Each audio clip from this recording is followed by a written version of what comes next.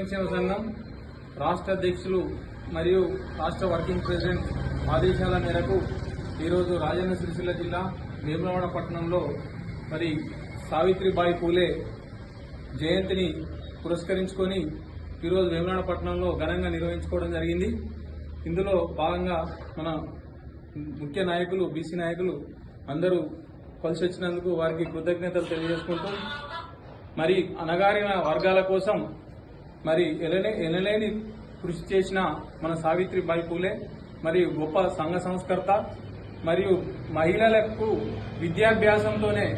ఏదైతుందో అణగారిన వర్గాలను ముందుకు తీసుకుపోయే ఆలోచనతో మొట్టమొదటి ఉపాధ్యాయురాలు మరి చదువుతోనే అన్ని ముందుకు వెళ్ళగలుగుతుందని ఆ రోజుల్లోనే పాఠశాలను ఏర్పాటు చేసి మరి ఎంతో మందికి బడుగు బలహీన వర్గాలకు బాసటగా నిలిచిన వ్యక్తి ఎవరైనా ఉన్నారంటే మరి సావిత్రిబాయి పూలే గారే. మరి ఈ మహారాష్ట్ర జిల్లాలో మరి జన్మించి